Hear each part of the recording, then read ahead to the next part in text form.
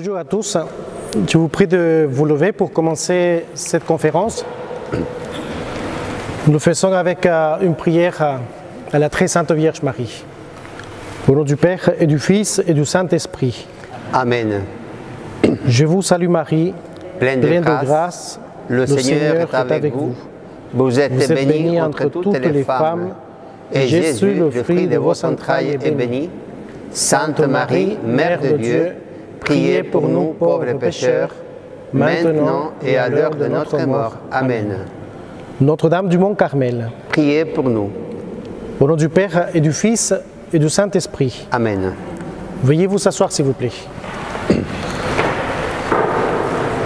Nous sommes heureux de pouvoir réaliser cette troisième conférence de culture catholique ici dans notre paroisse et nous remercions également la participation de plusieurs personnes qui suivent cette conférence depuis le lien Zoom que nous avons créé.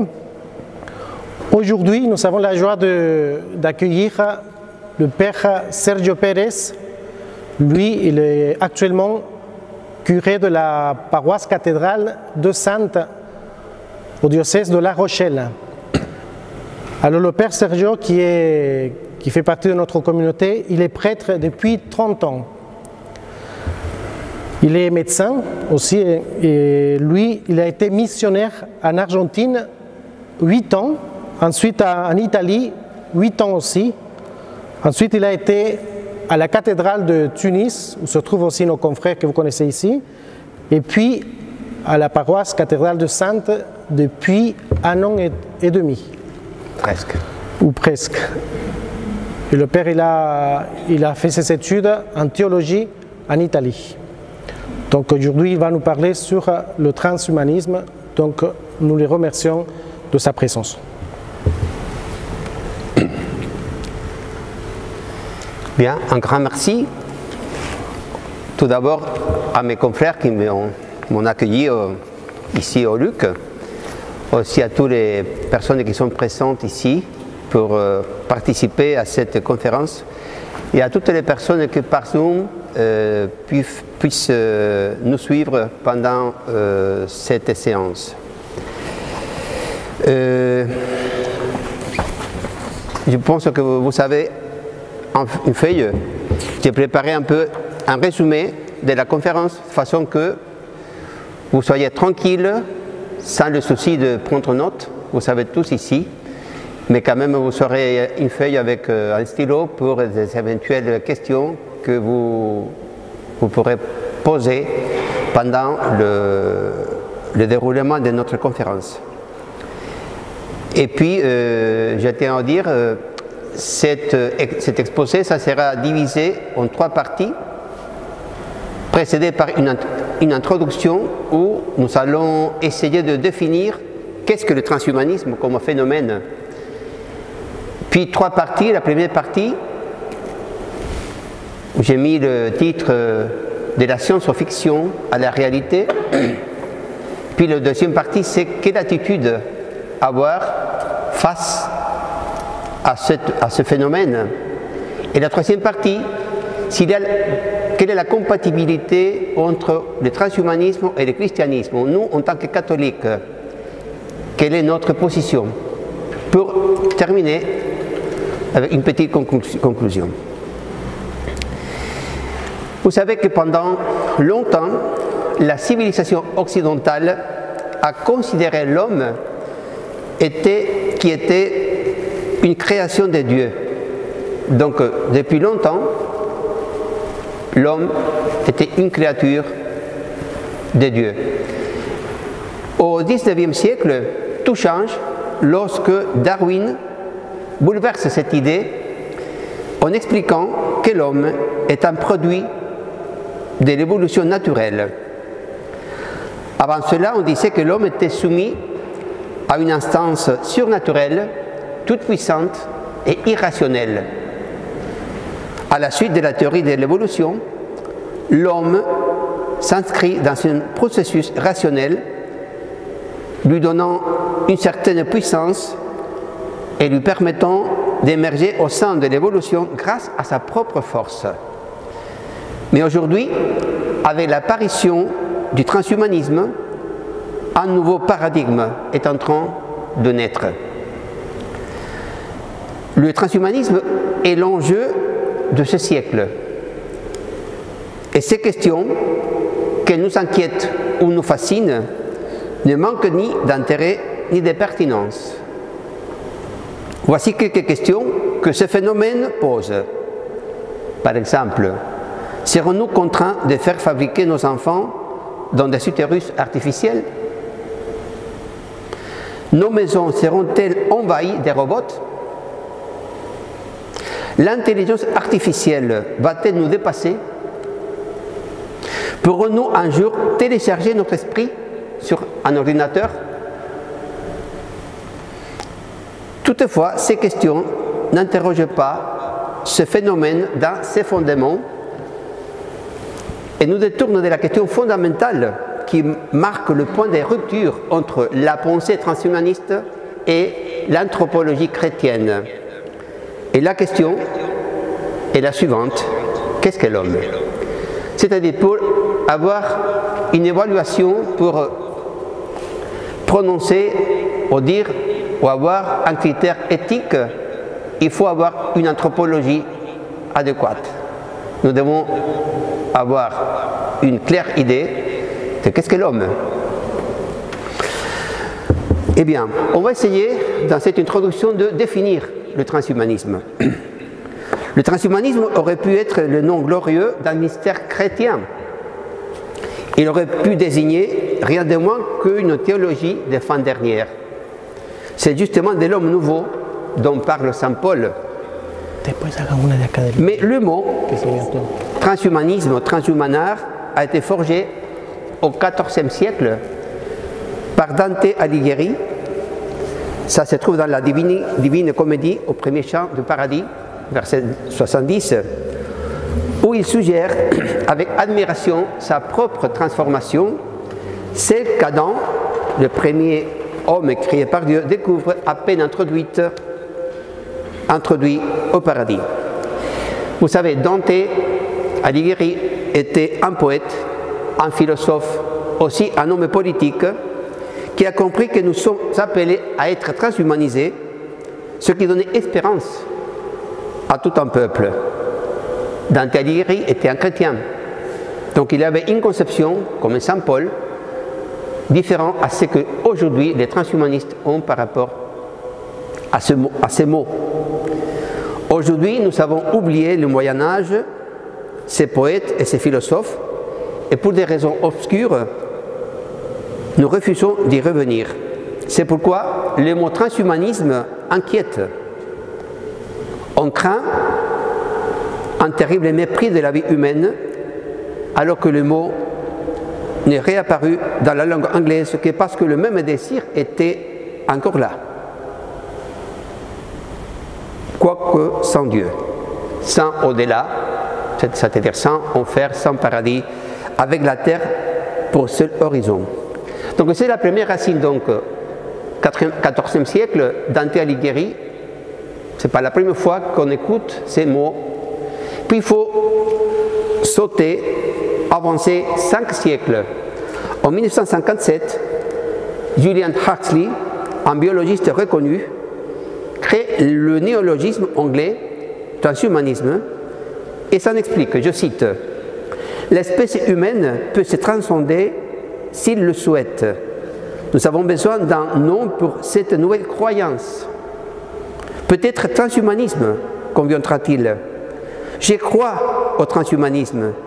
Une fois qu'il y aura assez de gens capables en vérité de dire cela, l'espèce humaine sera sur le seuil d'une nouvelle sorte d'existence, aussi différente de la nôtre que la nôtre l'est de l'homme de Pékin. Il faut savoir que l'homme de Pékin est le nom donné à un ensemble de fossiles attribués à l'espèce humaine découvert en 1921 sur les sites de Soukoudien, près de Pékin en Chine.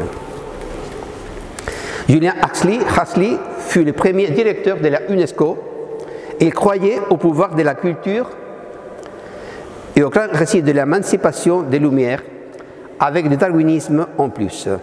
Cela explique que le transhumanisme de Huxley n'est autre que l'humanisme des Lumières, revu et corrigé à l'aune de la biologie évolutive. À cette deuxième racine du transhumanisme s'en ajoute une troisième, proche mais distincte de la précédente. En 1990, un certain Max More propose la première définition de transhumanisme. Il était convaincu de la nécessité d'agir efficacement avant que la sélection naturelle ne fasse son œuvre et donc d'orienter les techniques issues des sciences non plus seulement vers l'exploitation de l'environnement naturel ou vers le soin du corps humain, mais au service de son évolution. Max More définira le transhumanisme comme une philosophie rationaliste et un mouvement culturel qui affirme qu'il est possible et souhaitable d'améliorer fondamentalement la condition humaine par la technologie. Et More, cet auteur, livre ce que l'on pourrait appeler les dénominateurs communs du transhumanisme et qu'il articule autour de 4 axes. Donc, toutes les conceptions, toutes les notions du transhumanisme ont des éléments communs que nous pouvons résumer en 4. Le premier, la foi en un progrès illimité de la science et de la technique. Deuxièmement, la recherche de l'immortalité ou au moins d'un allongement radical de la durée de la vie. Troisièmement, la volonté d'améliorer les capacités humaines.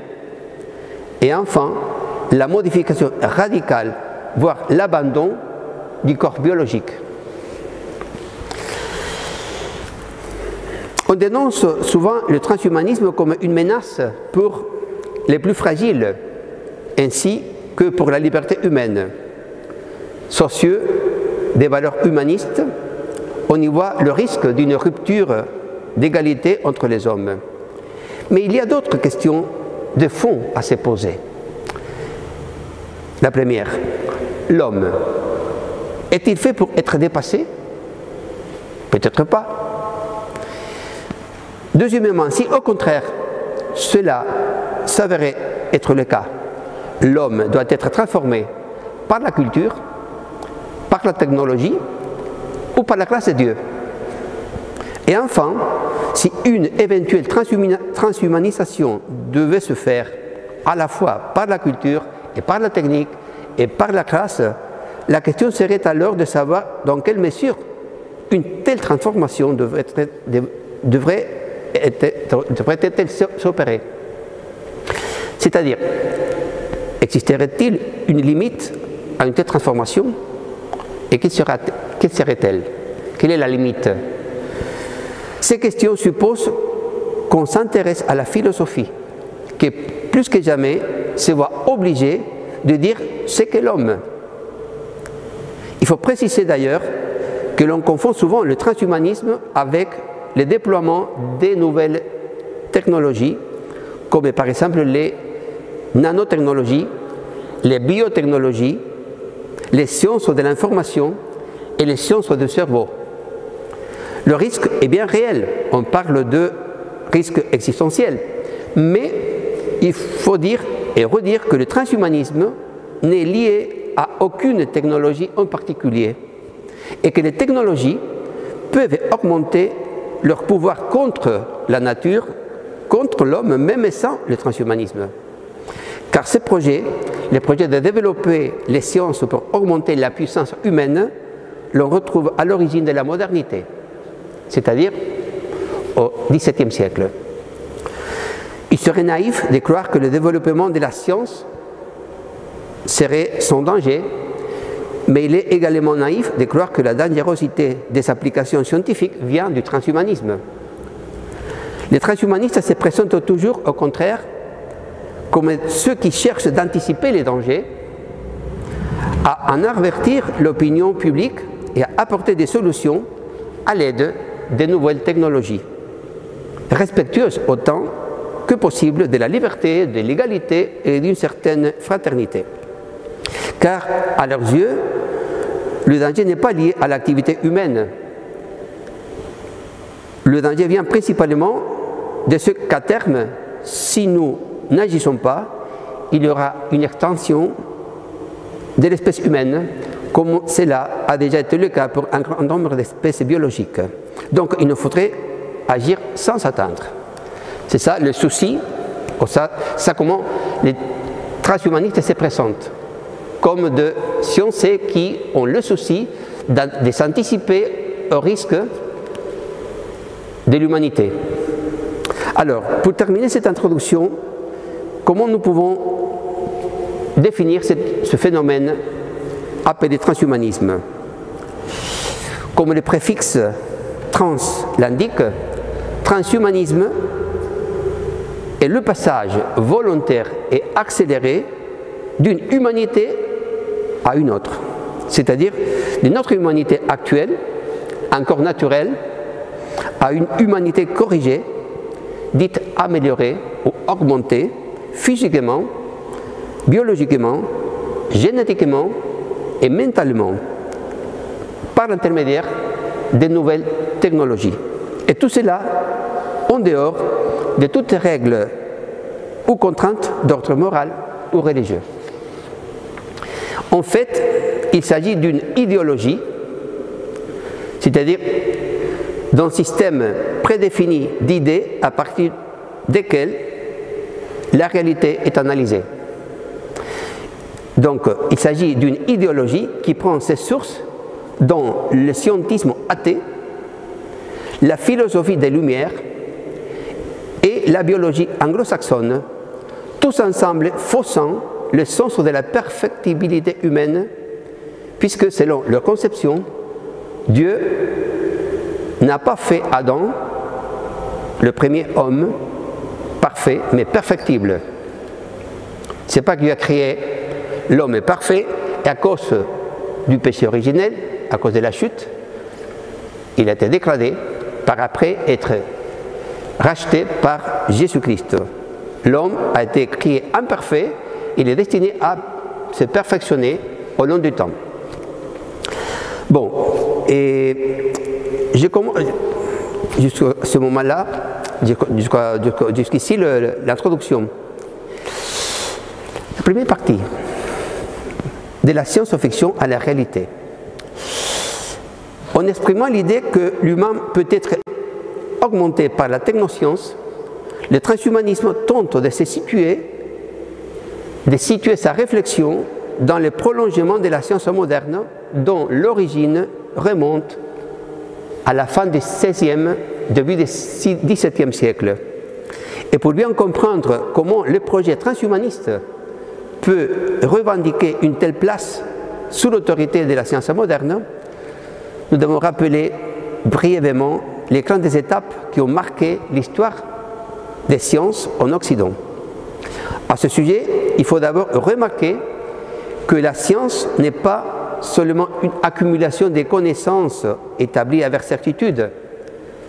Essentiellement, la science cherche à comprendre la nature en proposant des explications et donc des causes aux différents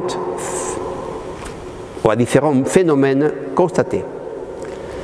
C'est-à-dire la science a toujours cherché de comprendre la nature en sens large et surtout les causes des êtres naturels. Mais pour expliquer ces phénomènes, l'intelligence humaine peut recourir à différents types de causalité. Selon l'enseignement des historiens, les types de causalité mis en avant n'ont pas toujours été les mêmes au cours des siècles. D'une façon très générale, nous pouvons distinguer trois conceptions fondamentalement différentes de la nature et ses causalités. Ce sont les conceptions téléologiques, la conception mécanique et la conception évolutive ou évolutionniste. C'est très important, c'est un aspect un peu technique, mais c'est très important, je vais essayer d'être le plus clair possible.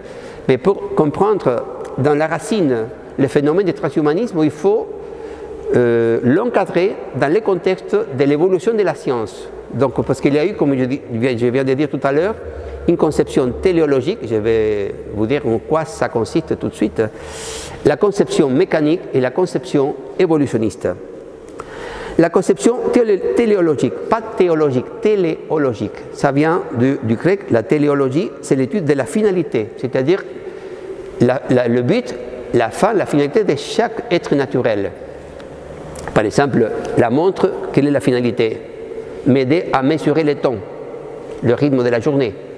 C'est la finalité. Donc, c'est la science utilisée par les anciens, c'est-à-dire la science antique et médiévale, qui proposait principalement cette conception téléologique de la nature. Une conception qui soutenait que la totalité du cosmos, œuvre d'un être suprême et créateur, connaissait un mouvement inexorable vers une finalité fixée par un être suprême qui est Dieu. Dans une telle perspective, la cause doit être responsable de l'effet, ce qui implique que la cause doit être au moins aussi parfaite que l'effet. Donc les parents, qui sont la cause instrumentale de leur enfant, doivent être parfaits, au moins parfaits comme l'enfant. On va voir que l'évolutionnisme fait le contraire. La cause doit être plus simple, inférieure à l'effet. De cette conception téléologique a résulté une vision essentiellement religieuse du monde, car une cause ultime et parfaite était complètement démontrée et permettait de rendre compte de l'existence et de la succession de tous les événements observés. Entre parenthèses, la cause ultime, c'est la dernière cause à laquelle on arrive lorsqu'on remonte toute la chaîne des causes intermédiaires des événements ou des phénomènes qu'on observe actuellement, appelés effets. Donc la cause ultime et parfaite, c'est la première cause que nous appelons Dieu.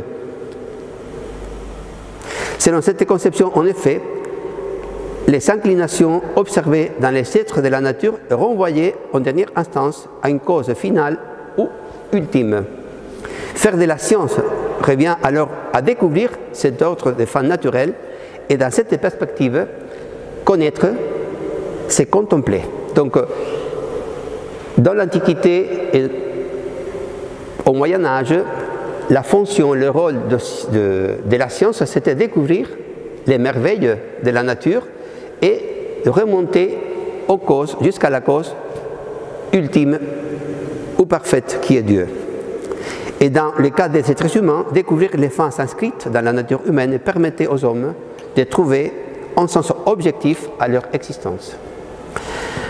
La deuxième conception mécanique de la nature, ça, au XVIIe siècle, la naissance de la science moderne marque une rupture importante en proposant, comme je disais tout à l'heure, une conception mécanique de la nature. Cette conception soutient que toutes les réalités sont mesurables. De ce point de vue, la notion de perfection des causes, importante dans la conception précédente, disparaît complètement de la vue des chercheurs. La tâche du scientifique se réduira à analyser les mouvements des éléments constitutifs des corps et à partir de l'observation prolongée de ces phénomènes, à établir des lois générales sous forme d'équations mathématiques. Ici, il n'y a plus besoin de recourir à une cause ultime et parfaite. Tout au plus, il y a la recherche d'une loi très générale, confirmée par diverses expérimentations. C'est-à-dire, on remplace la causalité par la loyauté ou l'égalité. On essaye d'établir des lois générales qui expliquent les phénomènes. Dans cette conception mécanique, l'esprit humain, ainsi que toutes les autres réalités spirituelles, demeurent extérieurs et étrangers à la machine de l'univers. Il n'y a donc plus de finalité immanente dans la nature. Le monde est ainsi vu comme une machine fabriquée par Dieu, et l'homme, avec son esprit radicalement distinct de cette machine, va pouvoir apprendre à la maîtriser et à l'utiliser pour son propre confort.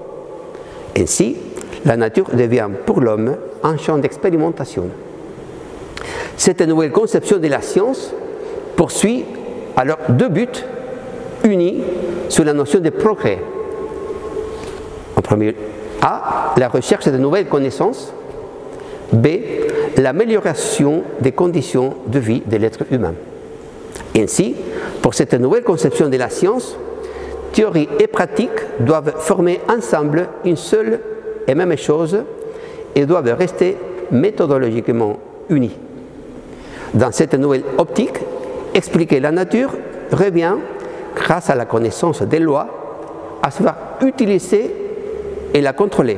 Autrement dit, connaître, c'est maîtriser. Donc, dans la conception téléologique, connaître, c'est contempler, découvrir les causes de la nature. Ici, connaître, c'est maîtriser la nature. Troisième conception, évolutionniste. À partir du XIXe siècle, apparaît petit à petit la théorie de l'évolution de Charles Darwin, une nouvelle explication de la causalité naturelle que l'on pourrait appeler la conception évolutionniste. Cette conception s'est imposée par le sentiment croissant que les phénomènes de développement, que ce soit organique ou inorganique, requièrent un type d'explication causale essentiellement différent des deux précédentes, la téléologique et la mécanique. Et la supposition centrale de cette conception est que la cause doit être plus simple que le fait, pas comme la téléologique, où la cause doit être au moins de la même perfection que le fait. Ici, la cause est plus simple, est inférieure à l'effet. Le monde actuel ne serait alors que le résultat de la combinaison progressive et hasardeuse des réalités plus élémentaires entre elles.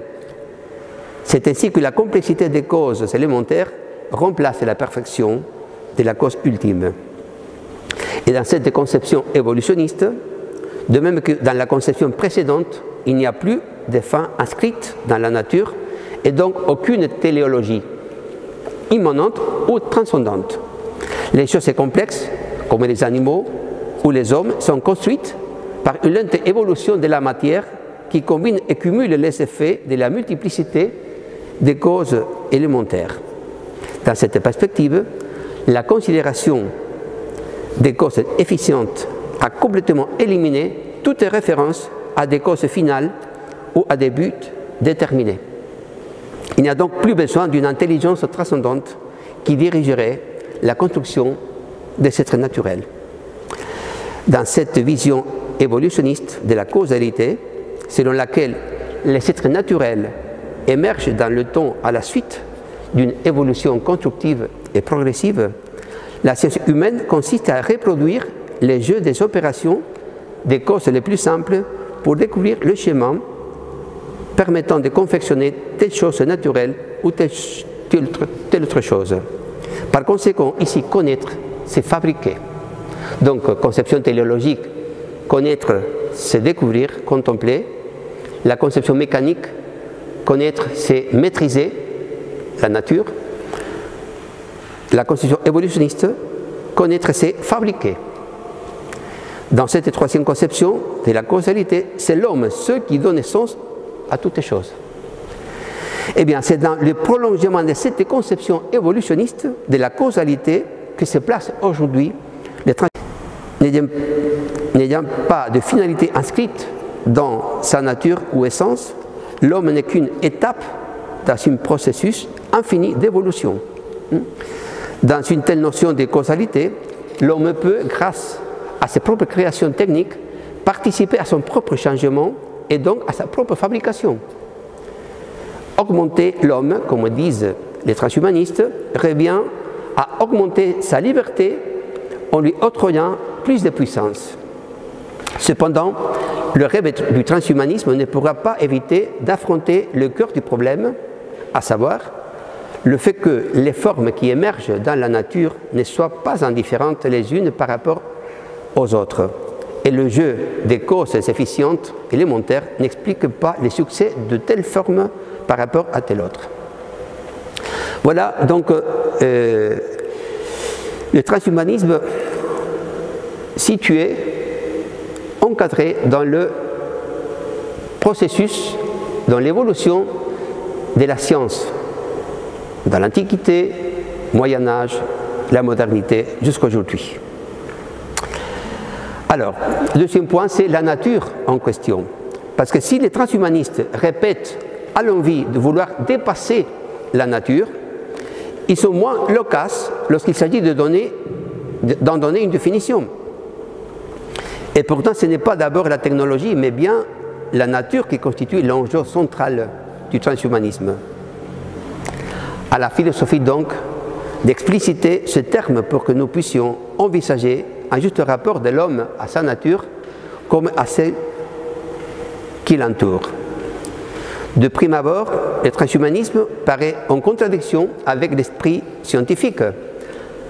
À la lecture du philosophe Max More, par exemple, Max More, fondateur du premier courant transhumaniste appelé extropianisme, nous percevons qu'il promeut un optimisme exacerbé vis-à-vis des dernières découvertes scientifiques et des nouvelles technologies.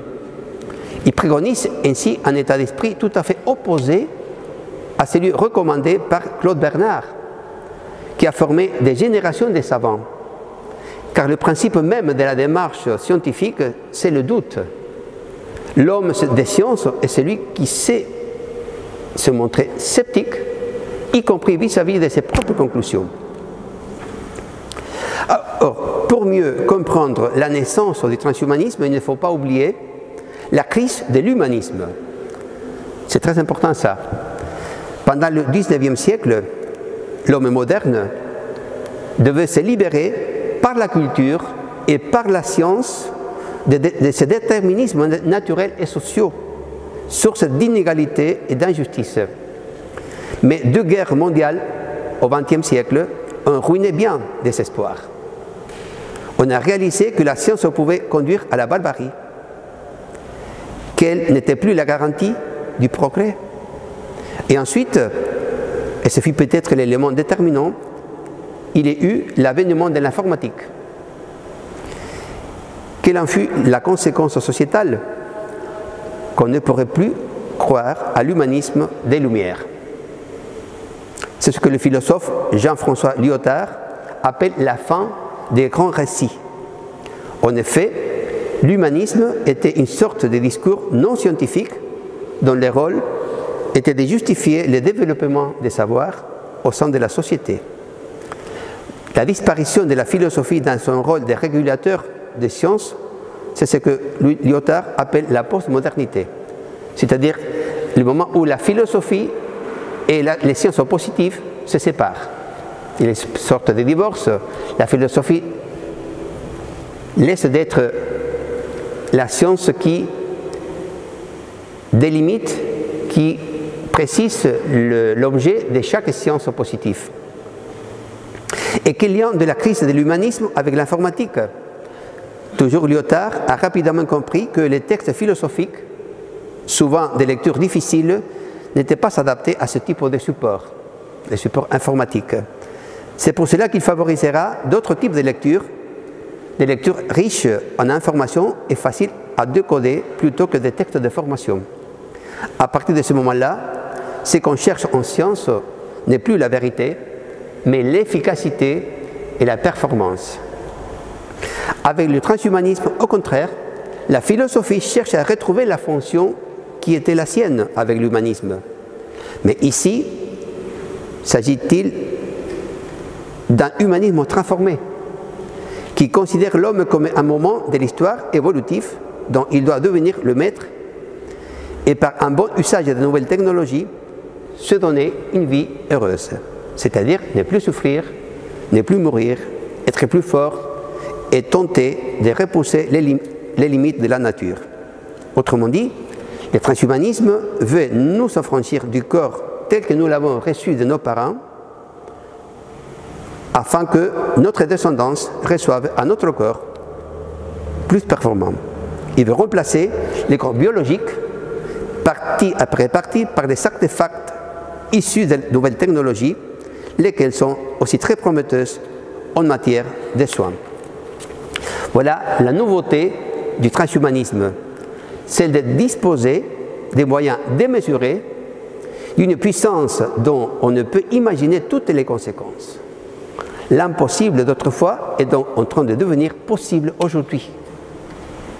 Imaginons qu'un jour, nous n'ayons plus de jambes, plus de bras, mais seulement des prothèses bioniques, plus de cœur, mais un ensemble de dispositifs aussi subtils qu'ingénieux, et tout cela recouvert d'une peau synthétique hyper connectée.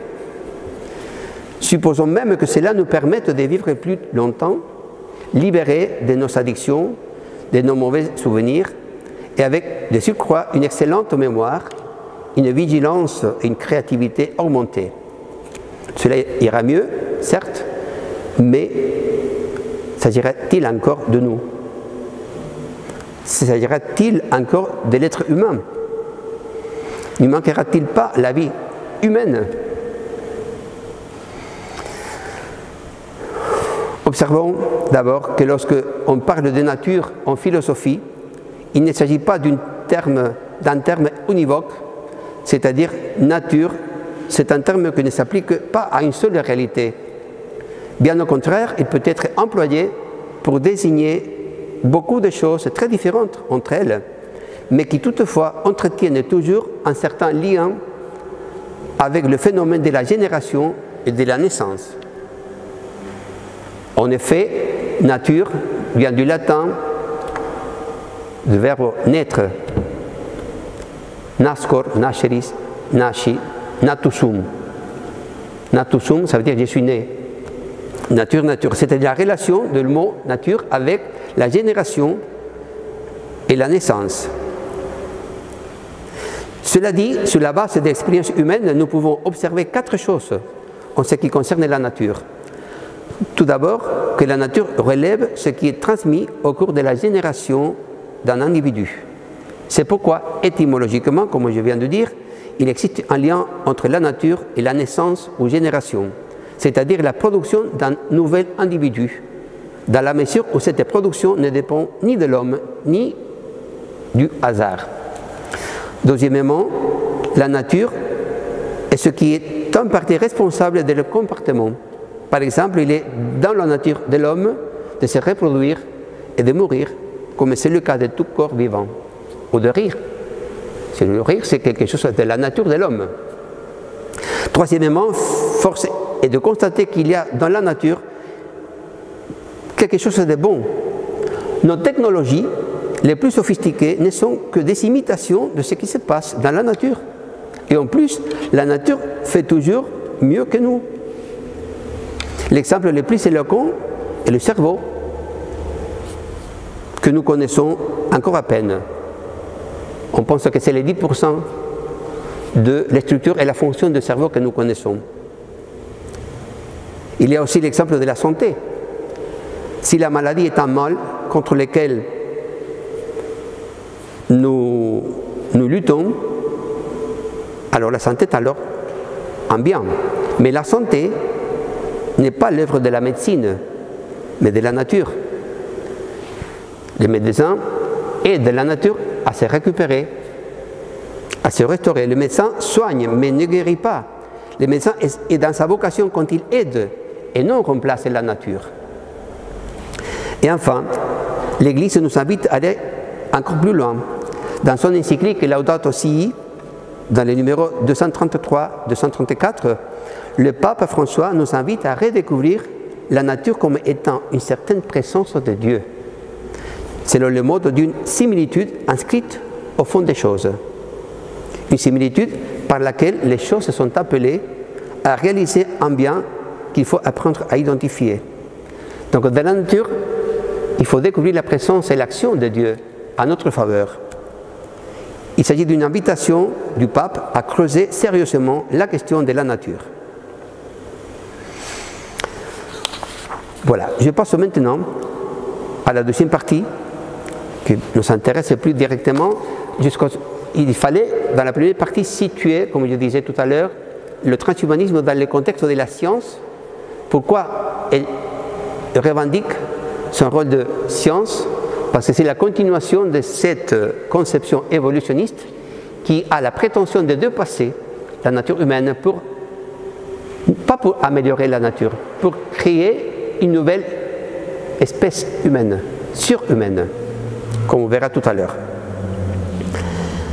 Suite à nos réflexions précédentes, nous pouvons décrire le transhumanisme comme le mouvement philosophique qui a pour projet de faire évoluer l'espèce humaine en transcendant ses limites biologiques actuelles grâce à des moyens artificiels. Il vise, pour ceux qui le désirent, un accroissement de leurs capacités physiques, cognitives, émotionnelles et reproductives par le recours à la technologie. Parce que le transhumanisme ambitionne de transformer non seulement l'environnement de l'homme, mais aussi l'homme lui-même, il touche particulièrement la médecine. Ces mouvements philosophiques et culturels s'appuient sur 4 révolutions technologiques largement utilisées dans le milieu médical, qui, bien utilisées, et font du bien. Par exemple, les biotechnologies qui font appel aux sciences du vivant. Il est déjà possible aujourd'hui de séquencer, par exemple, le génome, de développer des thérapies géniques qui modifient le matériel génétique. L'utilisation des cellules souches va permettre de fabriquer des organes et de réparer des tissus endommagés. Les techniques de clonage sont de mieux en mieux maîtrisées et font envisager, par exemple, la création d'organes totalement compatibles dans le cadre des greffes. La deuxième discipline, la nanotechnologie, qui fait possible d'agir au milliardième de mètre, qui permettrait de cibler extrêmement et finement l'usage des médicaments et donc augmenter leur efficacité et de réduire les effets secondaires. Ces nanoparticules pourraient ainsi soigner des infections, stopper les hémorragies, détruire des tumeurs. La troisième technologie, en cours de modifier les thérapeutiques et la cybernétique, faite de machines intelligentes et de robotique, elle fait entrevoir des organismes où coexistent des parties naturelles et des composants artificiels électroniques. Il s'agit par exemple d'implants bioniques permettant de recouvrer l'ouïe ou la vue, ou des membres comme une main ou un bras, une jambe qui retrouvent une mobilité et une force naturelle ou accrue. Et la quatrième discipline sur laquelle les transhumanistes s'appuient pour crédibiliser leur philosophie est celle des sciences des cerveaux.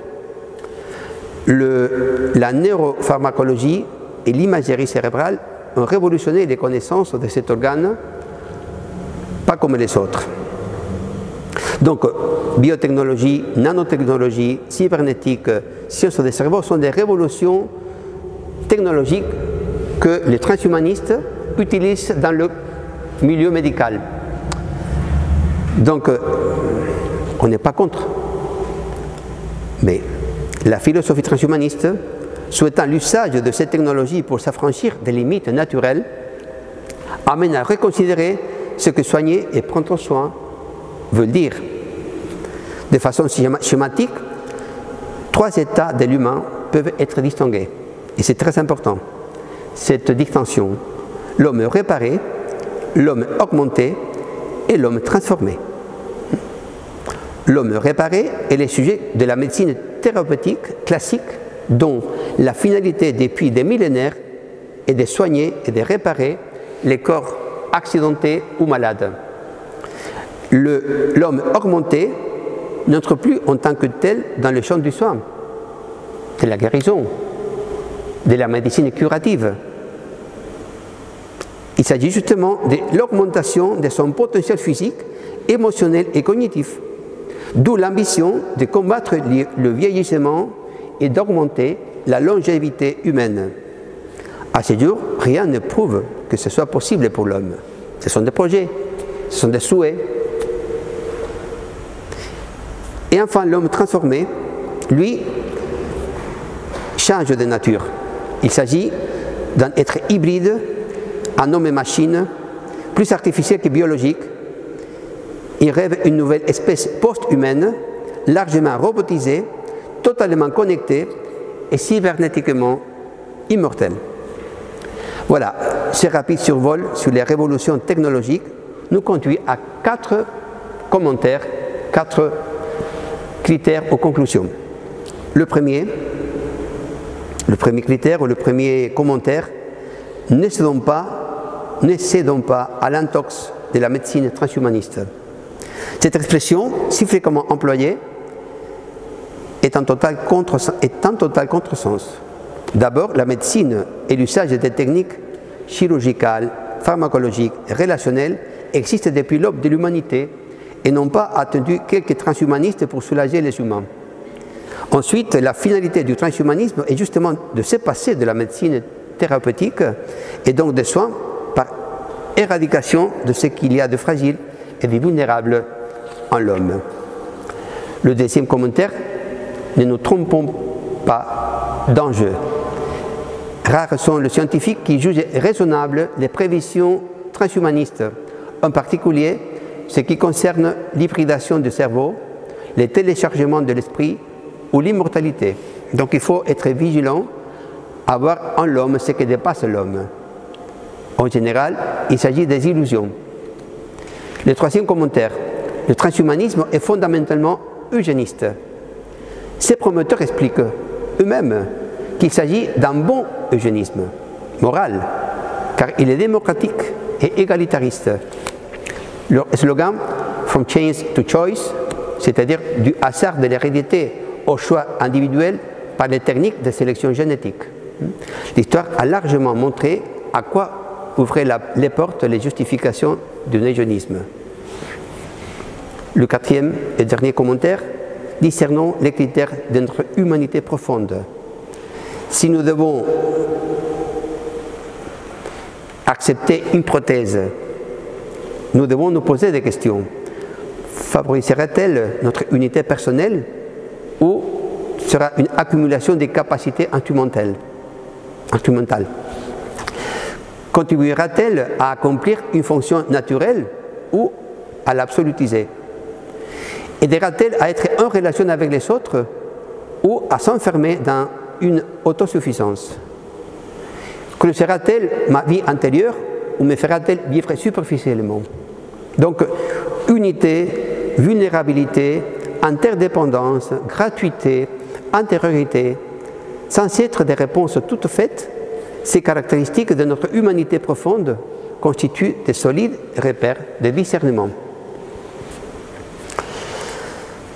Deuxième point, pour avoir un jugement éthique, outre savoir quelles sont les technologies utilisées par le transhumanisme, c'est important de réfléchir un peu sur ce qui veut dire l'augmentation de l'homme. Il y a toujours eu des hommes augmentés. Les mots maître, par exemple, et rabbi viennent tous deux d'une racine commune qui signifie plus. C'est vers les rabbis, c'est vers le maître que nous nous tournions pour nous surpasser. C'est jusqu'ici le seul vrai transhumanisme. Et ce rapport au maître ne se faisait pas que dans la sagesse, mais aussi dans l'art ou la technique, les maîtres artisans, le maestro. Le problème provient de confondre technique et technologie. Parce que la technique lie intimement la raison et le corps, alors que la technologie les sépare. Celle-ci sépare par exemple les concepteurs et l'exécuteur, les producteurs et les consommateurs. Cette séparation est à la fois confort, mais aussi asservissement. Aujourd'hui, on ne sait plus faire les choses. Il s'agit d'acheter à des industries. On appuie sur des boutons sans savoir comment ça marche. Plus la technologie progresse, plus la technique régresse et plus s'étend le domaine marchand. Alors, faut-il diaboliser les appareils technologiques? Pas du tout. Ce qui est à attaquer, c'est la mentalité qui les accompagne et déborde de leur utilisation pour contaminer tous les domaines, la vie spirituelle comprise. Il ne faut donc pas diaboliser les objets technologiques, mais leur accorder la place secondaire ou relative qui leur revient. La technologie doit être subordonnée à la technique, car c'est la technique, le savoir-faire unissant le corps et l'esprit, le maître et les disciples, qui est le lieu majeur de l'opération humaine. Le christianisme apparaît par excellence comme ce qui résiste au transhumanisme moderne, parce qu'il sait ce qu'est l'homme. Le christianisme sait qu'est-ce qu'un homme nouveau, et surtout parce qu'il offre lui-même de le transhumaner sans faire éclater les limites de la nature, mais en faisant qu'elle soit, avec ses limites, divinisée par l'action de la grâce de Dieu.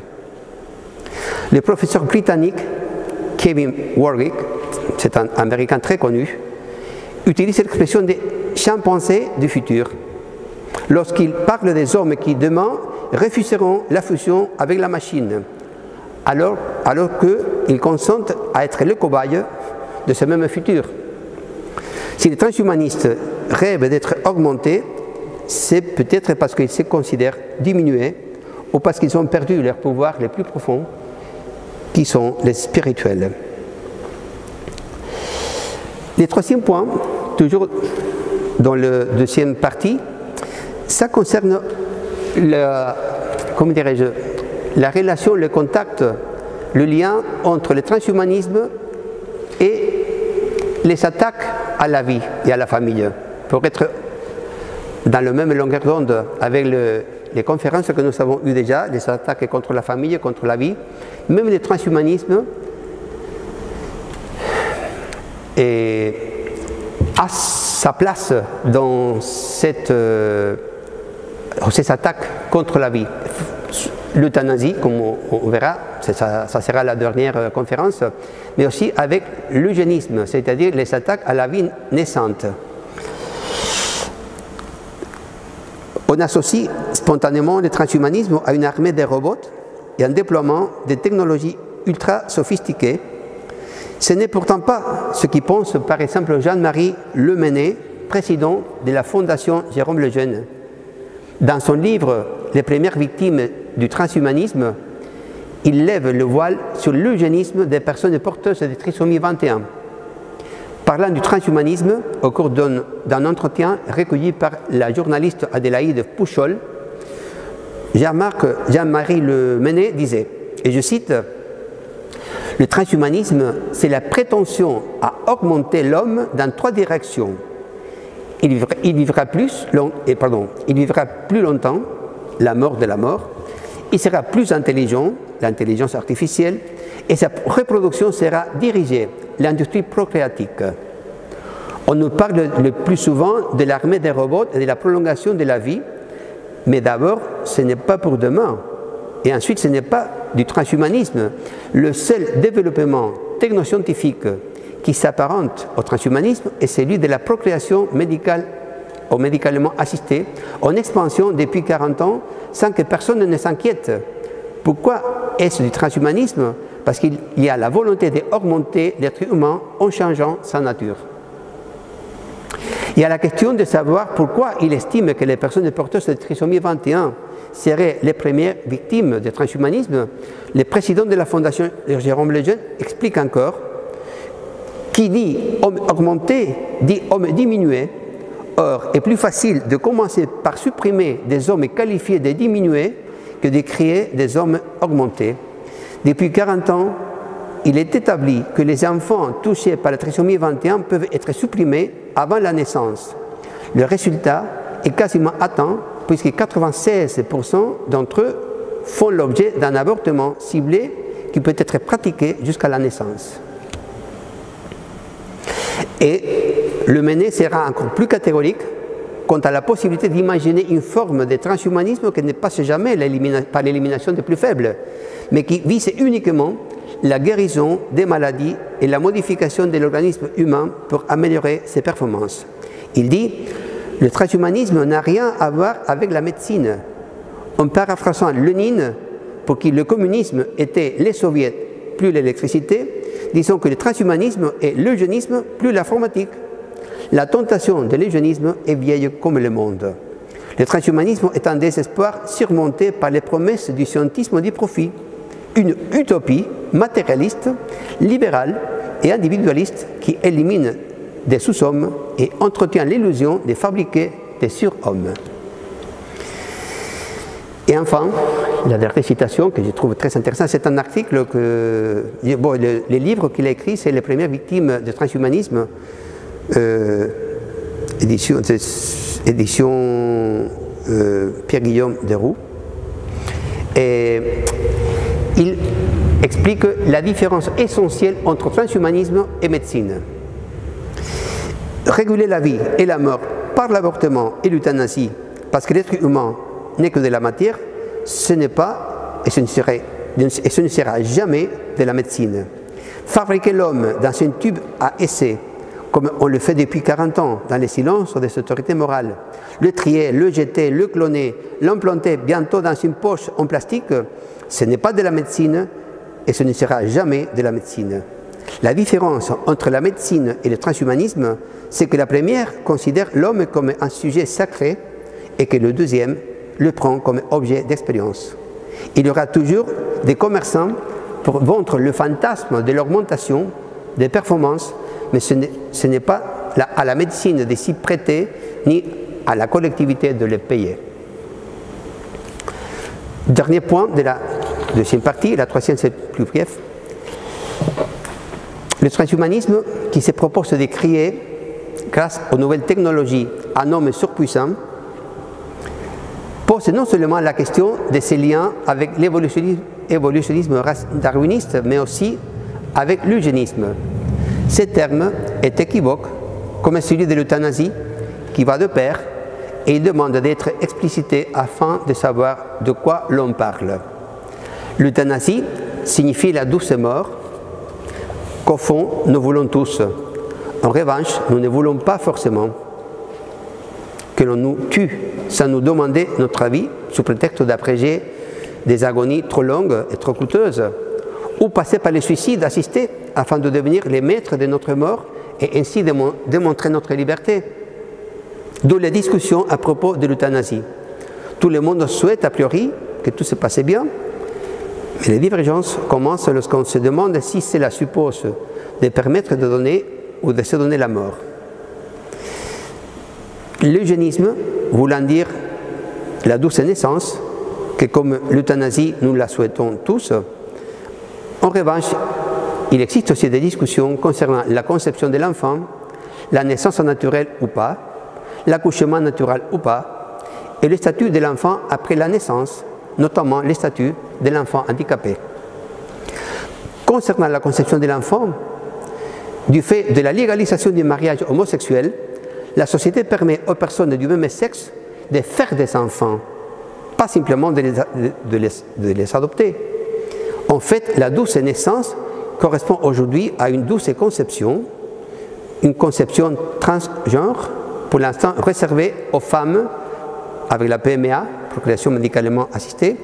Reste toutefois la question de savoir si les couples d'hommes vont être autorisés à avoir des enfants en recourant à la GPA, la gestion pour autrui, possibilité qui suppose que les femmes soient autorisées à louer leur ventre en faisant de la naissance une source de revenus ou d'enrichissement personnel.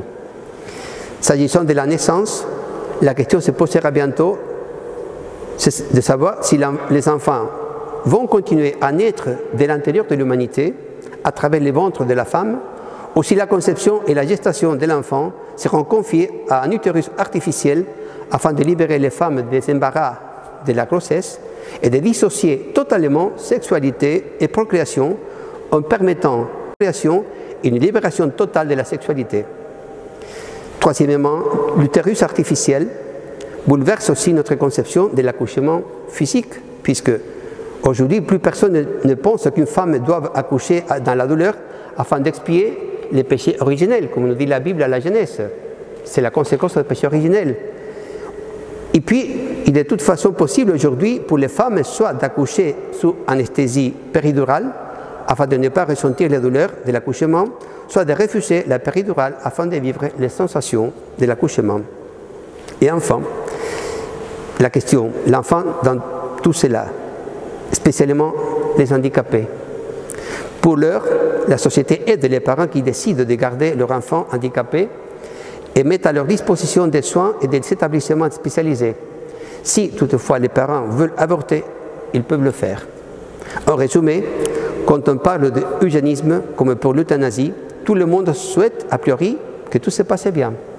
Reste à savoir si pour faire un enfant, l'on va passer par des couples hommes-femmes ou pas, et si pour les élever, on passera par des couples père-mère ou par des couples transgenres.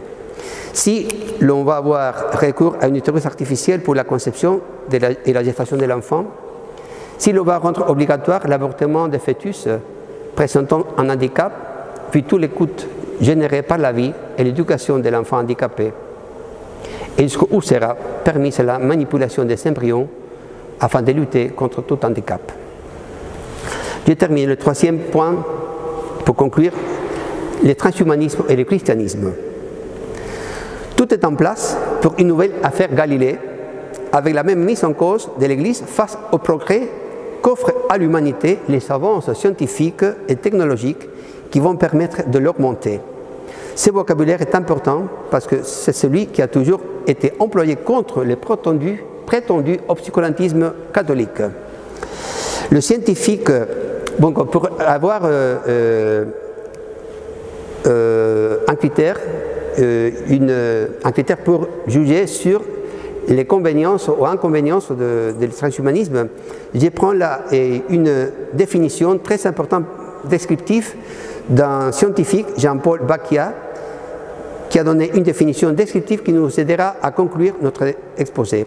Il dit « Le transhumanisme est un mouvement jeune né en Europe du Nord et aux États-Unis. Inspiré par le développement exponentiel des sciences et des techniques, il a comme projet de proposer aux humains de s'affranchir des limites physiques et mentales acquises ces derniers millénaires afin de profiter des ressources qu'apportera la singularité. Par singularité, il faut entendre l'interpénétration entre l'homme et les nouvelles technologies qui reculera sans limite prévisible les frontières de la vie intelligente. Notre intelligence, jusqu'à présent confinée dans le cerveau, deviendra non biologique et des milliards de fois plus puissante qu'elle ne l'est aujourd'hui. Dans ce monde nouveau, les distinctions entre le réel et le virtuel, l'homme et la machine s'estomperont. Ce faisant, il sera possible de contrôler le vieillissement et la maladie, de résoudre les problèmes de la pauvreté et la faim et la pollution du monde.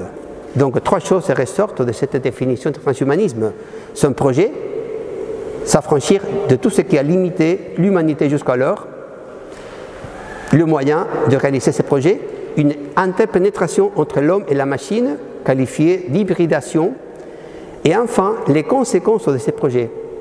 Quelles sont la suppression du vieillissement, de la maladie, de la faim, de la pauvreté, de la pollution, grâce à la suppression de la séparation entre réel et virtuel. Avec ces projets, le transhumanisme prétend délivrer l'homme non seulement de la tutelle de Dieu, mais de celle de la nature. C'est-à-dire cesser définitivement d'être l'esclave de Dieu, mais aussi de la dure loi de l'évolution qui fait que seuls les plus forts subsistent. Quand l'homme est pensé comme le produit de l'évolution, il échappe certes à l'arbitraire de la toute-puissance divine, mais il n'est pas pour autant délivré de tout arbitraire. Soumis à la loi de l'évolution, il doit obéir à la dure loi de la sélection naturelle qui fait que seuls les plus forts survivent. Grâce au nouvel ordre imaginé par le transhumanisme, tout le monde est appelé à devenir fort, il n'y aura plus de plus forts. Mais généraliser la domination en faisant d'elle la domination pour tous ne fait pas disparaître la domination. Quand Dieu est conçu comme maître, les choses sont plus claires. Il en va de même quand seule une poignée d'êtres humains triés sur les volets de la sélection naturelle sont les maîtres. Mais quand tout le monde devient le maître, grâce à une hyper-technologie démocratisée, que se passe-t-il? On ne sait plus qui est le maître, parce que le nouveau maître est devenu invisible. Autrefois, la maîtrise était en Dieu, puis dans une aristocratie sélective, avec le transhumanisme, il sera dans la tête de tous. Ainsi, le transhumanisme a aujourd'hui comme projet de bâtir non plus une race d'hommes forts au sein de l'humanité, mais l'humanité comme une race surpuissante au sein des autres espèces. Si ces projets voient le jour, la puissance deviendra la puissance pour tous, ce qui est inquiétant puisque nous deviendrons tous des tyrans sans nous en apercevoir. Finalement, transhumanisme chrétien, sans prétendre remonter aux origines absolues du transhumanisme chrétien, on peut penser comme point de départ un prêtre jésuite, le père Teilhard de Chardin. Bien avant l'apparition du mouvement sous l'auspice de Julian Huxley, les paléontologues jésuites imaginaient déjà la grande marche en avant de l'humanité. Il annonçait l'avènement du grand Oméga, le Christ cosmique, comme notre destination à tous, ce qui donnait une petite couleur christique à sa conception de l'évolution, mais c'était justement l'évolution qui était au cœur de sa pensée. Le directeur exécutif du Christian Transhumanism, Michael Reading, Christian Transhumanism a le siège aux États-Unis, est une association qui explore les rapports entre religion, technologie et futur de la race humaine. Lui disait, il saluait Teilhard de Chardin en disant ce prêtre jésuite qui aida à créer le transhumanisme moderne. Rien ne suit mieux à un transhumaniste que d'être darwinien, persuadé qu'à force de progrès et de sélection naturelle, on va forcément, du moins, vers le plus. Le transhumaniste est celui qui est prêt à donner un coup de pouce à cette sélection, lui qui ne voit pas dans la nature humaine quelque chose de figé, ni l'homme comme corps et âme fait pour le ciel. Au nom de son idée, Teilhard de Chardin était capable de justifier peu à peu n'importe quoi. Par exemple, il publia un fervent éloge des bombes atomiques qui détruisirent Hiroshima et Nagasaki. Ça se trouve dans un article, quelques réflexions sur les retentissements spirituels de la bombe atomique dans la revue jésuite Études, septembre 1946. Les cendres étaient encore chaudes quand il affirma que par l'explosion, l'homme s'est trouvé sacré ayant mordu les fruits de la grande découverte. En fin de compte, le dernier effet de la lumière projetée par le feu atomique dans les profondeurs physiques de la Terre est d'y faire surgir, ultime et culminante, la question du terme de l'évolution, c'est-à-dire le problème de Dieu. La conception transhumaniste de l'homme est-elle compatible avec l'anthropologie chrétienne? Selon le futurologue américain Ray Kurzweil, le but du transhumanisme est de parvenir à la disparition du corps en remplaçant peu à peu le biologique par du cybernétique. À aucun endroit du magistère, les textes de l'Église catholique ne parlent d'homme augmenté. Quelques théologiens qui travaillent sur ce sujet mentionnent un discours de Benoît XVI prononcé en février 2009 devant l'Académie pontificale pour la vie, dans lequel le pape émérite indiquait que la génération d'un homme ne pourra jamais être réduite à une simple reproduction d'un nouvel individu de l'espèce humaine, comme cela s'est produit avec n'importe quel animal. De fait, le travail théologique sur la question en est à ses balbutiements, mais il existe et fait appel à des théologiens non seulement catholiques, mais aussi protestants, parce que les enjeux sont énormes. Je cite les témoignages de trois, un théologien protestant, un philosophe protestant et un biologiste catholique. Les théologiens protestants Denis Müller, par exemple, affirment que les théories transhumanistes peuvent remettre en cause l'anthropologie chrétienne sur deux points. Elles nient la finitude de la créature humaine et ignorent totalement la notion de péché. Pour ces théoriciens, le salut n'est donc en rien relié au péché, il dépend au contraire de l'homme seul. Frédéric Rognon, professeur de philosophie à la faculté de théologie protestante de Strasbourg, il affirme pour sa part que s'il s'agit de promouvoir les progrès de la médecine pour soulager les souffrances, c'est un noble objectif, mais le transhumanisme va plus loin en poussant l'homme à devenir son propre Dieu. Et Jean-Guilhem Xeri, biologiste chargé par l'épiscopat français en 2013 d'une réflexion sur les sujets, a été plus catégorique. Il dit que le transhumanisme percute à la fois l'incarnation, la grâce et la résurrection, soit trois éléments fondamentaux de la foi chrétienne. Et il poursuit, si l'on écoute Ray Kurzweil, l'un des futurologues américains les plus en vue, le but de sa réflexion est de parvenir à la disparition du corps en remplaçant peu à peu le biologique par le cybernétique. La question de la transformation humaine est éminemment chrétienne. C'est bien Saint Paul qui parle de revêtir l'homme nouveau, mais dans la perspective chrétienne, l'agent de transformation est l'Esprit Saint, accueilli par notre liberté profonde, ce qui n'est pas le cas lorsque l'on m'impose une technologie. Donc il faut être clair, le transhumanisme cherche un bonheur parfait sans Dieu, une perfection sans âme, sans transcendance et surtout sans rédemption. Et à ce titre, il est radicalement opposé à la doctrine chrétienne. Toute la difficulté vient de la finesse morale nécessaire pour distinguer entre guérison des défauts physiques ou psychiques et réduction de l'homme à la technique, car au fond, c'est de cela dont il s'agit. L'homme transhumain pourra être augmenté pour ce qui est des performances, mais reste privé de lui-même et de sa finalité qui demeure, à savoir connaître, aimer et servir Dieu en ce monde pour être heureux avec lui dans l'autre. Comme conclusion, les progrès scientifiques actuels et leur application notamment dans le domaine de la médecine ont apporté de considérables améliorations des conditions de vie de nos contemporains, du moins dans les sociétés industrialisées. Régression de la mortalité infantile, allongement considérable de la durée de vie, prophylaxie des maladies infectieuses, chirurgie robotisée, greffe d'organes, etc. Parallèlement et paradoxalement, cette société industrialisée est elle-même pourvoyeuse de nouvelles pathologies liées à l'usage des produits toxiques qui mettent en danger les consommateurs et réduisent la fertilité masculine. À supposer qu'il a fallu 500 000 ans, comme on a plaisir de nous dire, pour que l'évolution de l'homme nous conduise à ce que nous sommes aujourd'hui, les transhumanistes, eux, entendent corriger la condition humaine qu'ils jugent inacceptable, allonger la durée de la vie, voire conduire l'homme à une immortalité terrestre en se servant de la convergence de toutes les technologies disponibles à cet effet.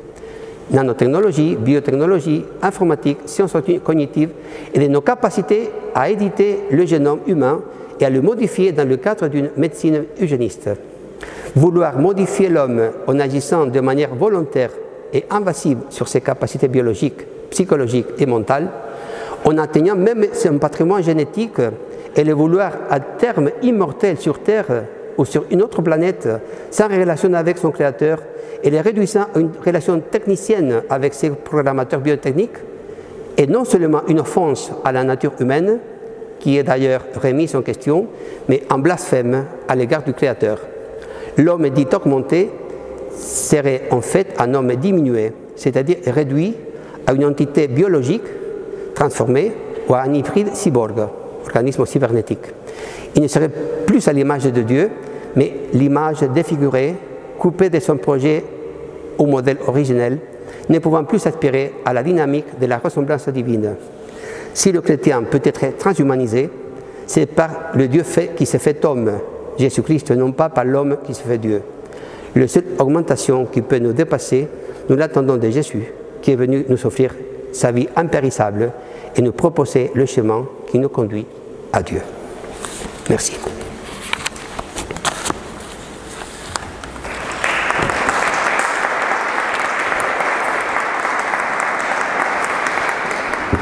Comme vous voyez, c'est un sujet très très vaste qu'on peut l'aborder d'un point de vue historique, de la science, de la médecine, de la philosophie, de la morale. Donc j'ai essayé un peu rapidement, et il fallait que je lise parce que autrement le temps passe.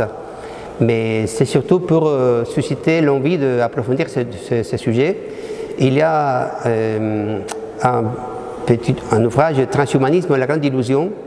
C'est un auteur, c'est Bertrand Vergely, que c'est un philosophe orthodoxe, mais c'est très très très bien parce qu'il aborde d'un point de vue de la philosophie, de la théologie et de la biologie et les phénomènes du transhumanisme. Je ne sais pas s'il y a des questions, c'est le moment, ça monte quelques minutes. Il faut écrire. Pour les questions, il faut que vous redisiez les questions, parce que sinon ils ne vont pas entendre ceux qui sont sur le sol. C'est écrit au... Merci mon père pour vos lumières. Je voulais juste demander ça, quels sont aujourd'hui les principaux promoteurs de cette idéologie transhumaniste? Ce sont des marchands, des laboratoires, des scientifiques, des fins vénales. Ils sont plus exacts. Et on vient de me demander actuellement, vous dites en France en général. Bon, et qui est ici, je vais vous répondre avec précision. Et la question c'est qui sont actuellement les promoteurs du transhumanisme à niveau en France et à niveau mondial.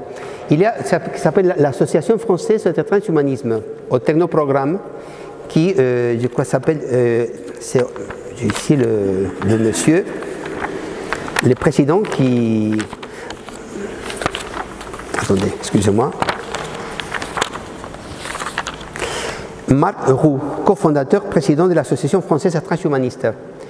Et même il y a ici à Paris une filiale de la Singularity University, c'est l'université de la singularité, qui c'est justement une université qui capacite, qui forme les personnes qui veulent devenir experts dans la maîtrise de la technologie, pour participer à ces projets. Si bon, c'est ça qui me vient dans la tête, mais c'est aux États-Unis, et puis surtout ici, il y a un article qui s'appelle « Le transhumanisme s'installe aussi en France ». L'Association française transhumaniste, ou Technoprog, avance ses pions en France via les médias, les jeux vidéo. Elle peut aussi compter sur la science-fiction. Exportée depuis Silicon Valley, l'Université de la Singularité relaie le message de la bonne nouvelle des progrès technologiques sans fin, tandis que le Grand Orient de France organise des conférences en tenue blanche ouvertes sur le nouveau messianisme. C'est vrai aussi que même la franc-maçonnerie travaille beaucoup sur ces points. Ils sont très intéressés parce qu'il s'agit de faire une société, une fraternité universelle sans Dieu. Hein. Voilà.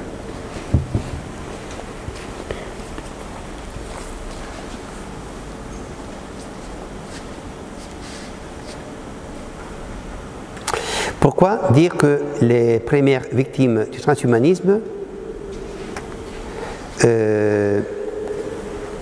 sont les personnes porteuses de trisomie 21? En quoi la technique était responsable des 3XX ou de... Bon, si vous pouvez taper sur Fondation Jérôme Lejeune, surtout pour savoir les causes de la trisomie 21. Mais je crois nous avons fait mention pourquoi on dit que les premières victimes du transhumanisme c'est les trisomies 21. Mais je pense qu'en sens large, c'est toutes les personnes faibles, handicapées ou qui ne servent pas à la société. Parce que c'est ce qui dit augmentation, dit aussi diminution. Donc si on veut améliorer la race, ou créer une autre race humaine, c'est plus facile d'éliminer les faibles que produire des surhommes. C'est ça que dit Jean-Marie Le Maine. Donc c'est plus facile de commencer par éliminer. Il y a aussi, je n'ai pas fait mention, mais c'est une sorte de nazisme, non? C'est-à-dire, c'est vrai qu'à l'époque, on n'allait pas sur les détails sur les distinctions, sur l'euthanasie, l'eugénisme, c'est directement d'éliminer les personnes faibles. Mais c'est ça, dit qu'aujourd'hui, depuis 40 ans, et les trisomies, les diagnostics, que ça a été un peu la frustration de Jérôme Lejeune. Je l'ai connu personnellement, mais Jérôme Lejeune, j'ai eu la grâce je l'ai trouvé aux États-Unis et puis aussi en Argentine. Et c'était un peu sa frustration parce qu'il était très content de la découverte de la trisomie 21, de la cause, des traitements, en pensant qu'on pouvait traiter les personnes, mais ça a servi pour faire le diagnostic prénatal pour éliminer jusqu'à la naissance. Avant l'accouchement, on peut éliminer Alors pour l'instant, c'est que dit les personnes, les parents qui décident faire naître, avoir les enfants handicapés, il y a pour le moment des aides d'établissement, mais c'est 96% n'arrivent pas à terme. Donc c'est pour cela qu'il y a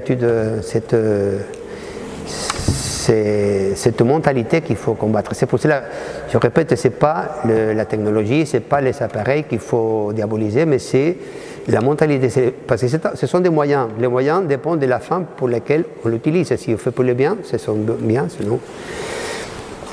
Vous avez répondu à ma question en évoquant l'eugénisme, voilà. Puis,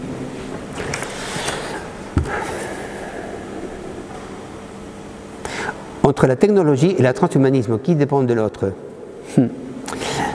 Et ce sont deux choses le transhumanisme, c'est une idéologie. Donc c'est ça, qui utilise la technologie, qui en soi, c'est neutre. Si on l'utilise pour le bien, c'est bien. Si on l'utilise pour le mal, c'est mal. Donc la technologie, c'est un moyen qu'on utilise pour... Et je répète, on peut utiliser... Il y a des technologies. J'ai en mentionné 4 que la médecine utilise pour guérir, pour la médecine curative. Mais si on l'utilise, c'est pour potentier, pour faire un surhomme. Alors bon, c'est ça. Donc il n'y a pas de... Mais s'il y a des dépendances, c'est le transhumanisme qui utilise... il dépend de la technologie. Sans la technologie, le transhumanisme ne peut pas avancer dans son projet de faire une race humaine parfaite. Puis, on nous propose d'éradiquer la maladie, la pauvreté, la... Je suppose que c'est en échange d'un nouvel esclavage orchestré par Satan. Bon, ça c'est... Hein, théologiquement, oui, c'est... Il faut savoir que Satan existe, il travaille bien, mais d'habitude, il utilise les bêtises que nous faisons. Et c'est vrai qu'il y a une tentation énorme par rapport à ça. Donc la tentation, le désir de prolonger la vie en bonne santé, en forme, ça a été depuis la nuit des temps. Mais aujourd'hui, avec les progrès, l'avance de la technologie, si vous allez sur Google, c'est impressionnant ce qu'on fait avec des robots. Actuellement, on est en train de dépenser des milliards pour fabriquer des soldats, des robots soldats, pour ne pas éliminer, détruire des vies humaines. Mais c'est incroyable.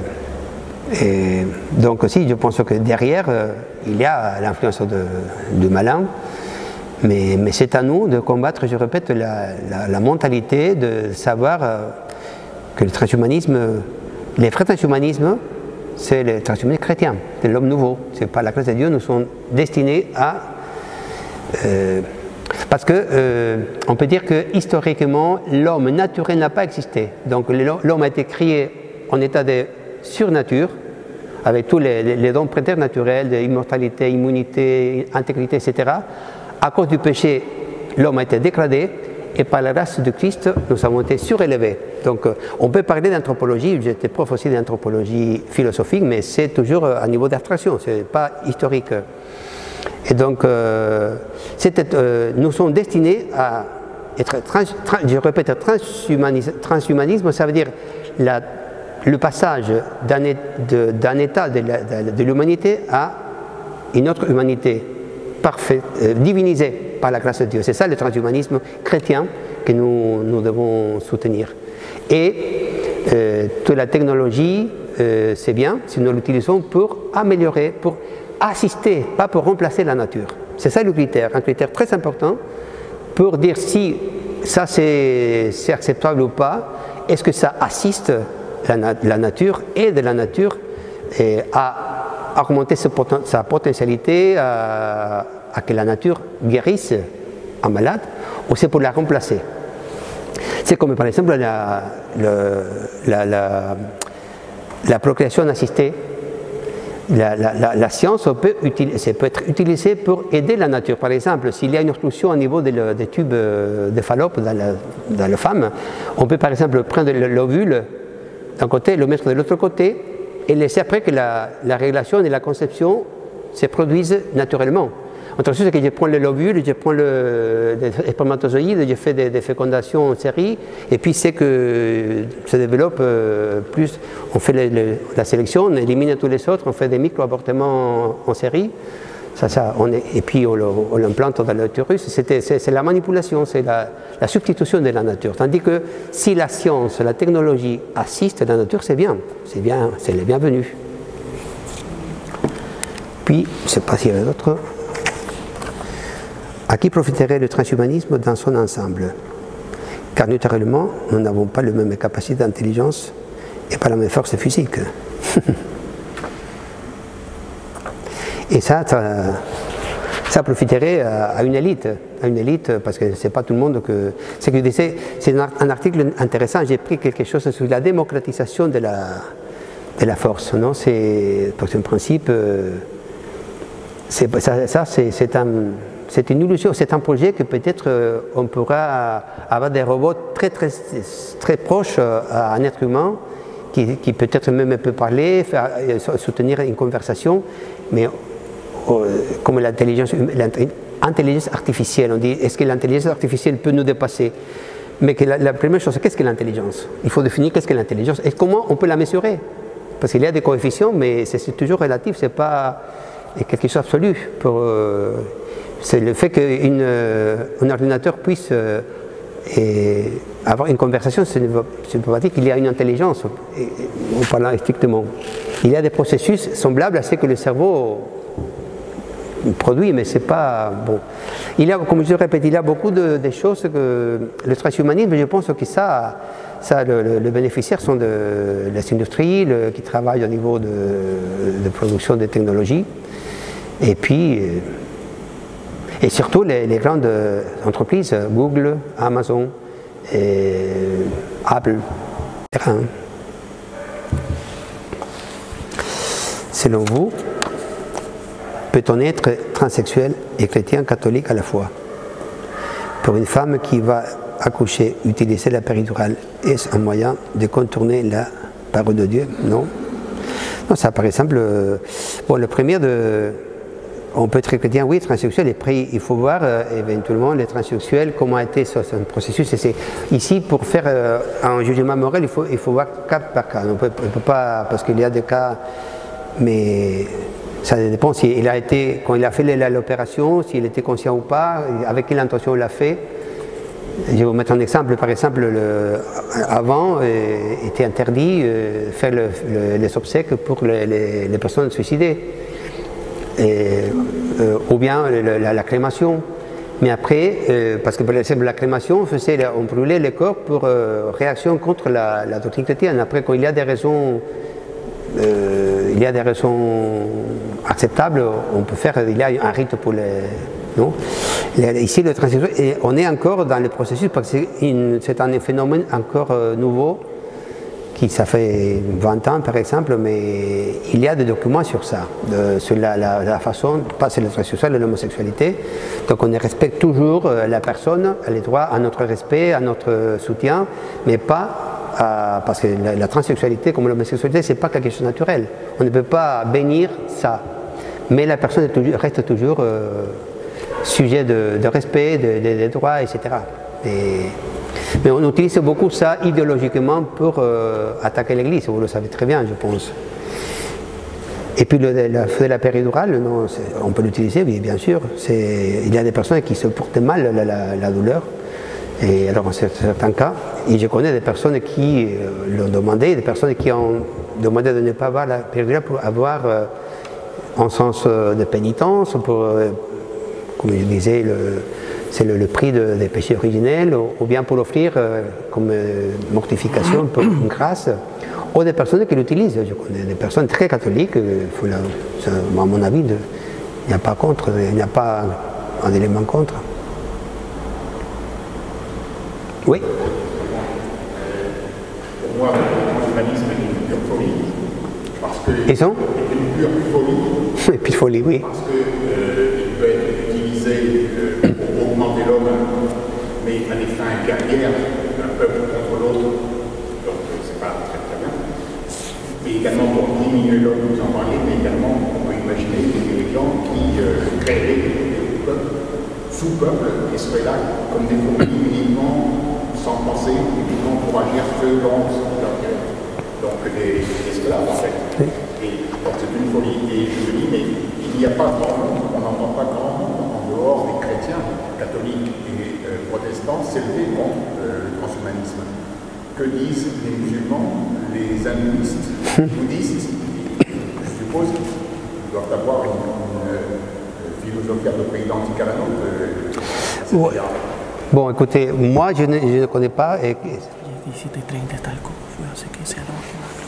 Ok. Je ne sais pas ce que les musulmans pensent par rapport au transhumanisme, mais je peux vous dire, par exemple, j'ai participé en Tunisie quand j'étais là. Il y a eu un congrès international, 60 pays ont y participé, sur la fertilisation in vitro. Donc, pas pour discuter l'aspect moral, mais pour confronter les résultats des techniques utilisées. Et je me rappelle, l'évêque m'a demandé de le représenter, et j'ai discuté avec les musulmans et avec les juifs, et il disait qu'il admirait l'Église catholique, parce qu'il savait qu'il avait connaissance que l'Église a la pontificale Académie pour la vie, avec des personnes sciencées qui sont responsables, et que la science a toujours accompagné. Chez nous, et c'est les musulmans, on dit directement, nous sommes des adultères, allons faire, pas question, pas de discussion, pas de nuances, de distinctions, notre assistance, substitution, comme nous faisons. Donc, mais je suis d'accord, mais même si c'est une folie, c'est vrai que c'est une idéologie très très diffusée dans l'ambiance médicale. Donc, parce que la science, l'évolution, parce que moi, je me suis diplômé en 83, ça fait déjà longtemps, et que je veux les choses qui existent, c'est quelque chose. Donc, ça alimente un peu la